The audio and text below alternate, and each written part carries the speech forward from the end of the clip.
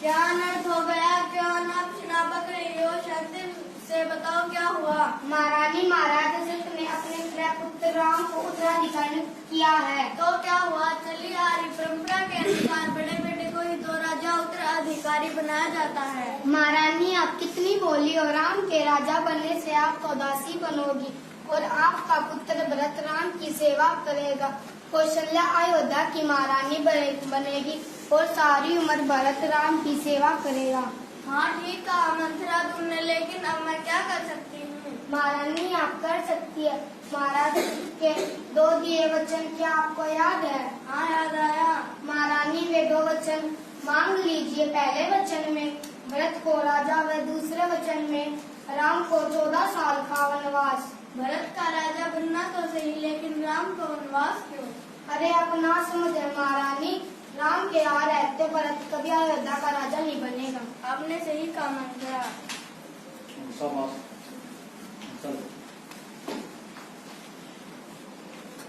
कहते तुम मेरी सबसे प्रिय पत्नी है, आप जमीन पर क्यों लेती हो?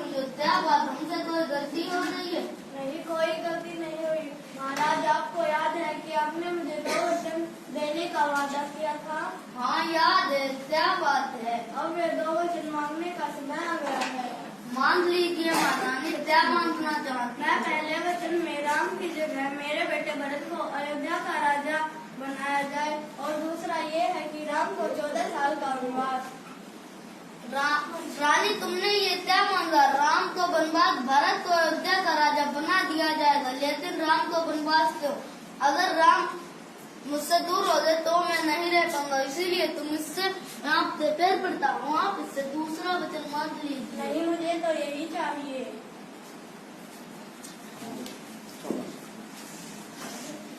महाराज को प्रणाम। प्रणाम। महाराज, आप इतने दुखी क्यों हो? क्या बताऊं बेटे, तुम्हारी छोटी माता कैकेयी ने 2 वचन मांगे हैं। पहले वचन में भरत को अयोध्या का राजा बनाया जाए और तुमको 14 साल का वनवास।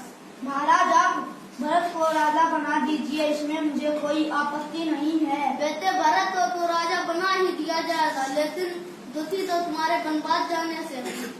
महाराज, मैं वनवास जाने के लिए तैयार हूँ। नहीं बेटे, अगर आप मुझसे चले गए तो मैं यहाँ कैसे रह पाऊंगा? एक बेटे का धर्म होता है कि वह अपने पिता का मान का आदर करे। नहीं बेटे, आप मत चाहिए वनवास। मैं आपको वचन हत्या नहीं होने दे सकता। अगर बेटे तुम मुझसे दूर हो गए तो मैं यहाँ नहीं रह पाऊंगा अकेले। नहीं, मुझे जाना ही होगा वनवास।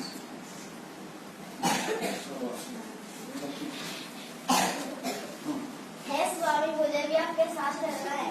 नहीं, तुम वहाँ मत चलना, वहाँ बहुत खतरा है और जंगली पशुओं का, और वहाँ नहीं खाने को पकवान, सोने के लिए बिस्तर, तुम वहाँ मत चलना। नहीं, मुझे तो आपके साथ ही चलना है, चाहे लाखों मुसीबत आए, कांटों पर चलना हो, जमीन पर सोना हो, कंध बुल्ला मैं ये सभी करूँगी। ठीक है, तुम मेरे साथ चलना। भैया श्री राम को मेरा प्रणाम। प्रणाम। भैया, मैं भी तुम्हारे साथ चलूंगा। नहीं, तुम माता और पिता का ध्यान रखना। माता और पिता का ध्यान रखने के लिए भरत व शत्रुघ्न है। जब आप सूखी लकड़ी लेने जंगल में सूखी लकड़ी लेने जाओगे तो मैं भाभी अकेली रह जाएगी, तो मैं भाभी की रक्षा करूँगा। ठीक है, तुम भी मेरे साथ चल पड़ना।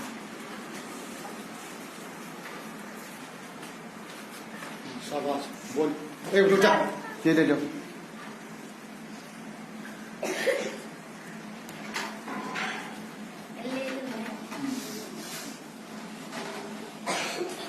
दादी, मैं वनवास जाऊंगी। नहीं बेटे, आप मत जाइए, मैं यहाँ नहीं रह पाऊंगा। नहीं बेटे, आप मत जाइए। नहीं बेटे, आप मत जाइए। मैं यहाँ नहीं रह जाओ। शाबाश। भगवान श्री राम जी, हम भी चलेंगे। नहीं, तुम वहाँ मत चलो, वहाँ बहुत खतरा है। हम भी चलेंगे आपके साथ में। ठीक है, तुम भी मेरे साथ चल पड़ना। शाबाश।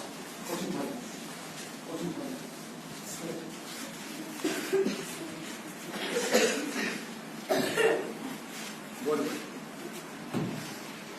चलो, शाम हो गई है और अंधेरा भी होने वाला है। चलो, यहीं नदी के किनारे आराम करो। तय करेंगे। ठीक है श्री राम जी, हम यही पता करेंगे।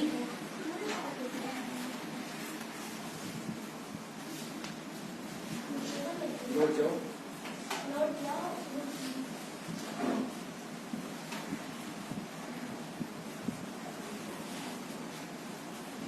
खड़े लो। अरे हमारे श्री राम जी कहाँ गए? चलो इधर उधर ढूंढो।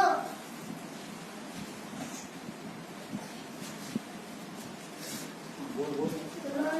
अरे भगवान श्री राम जी तो कहीं नहीं मिले, चलो इधर जाओ।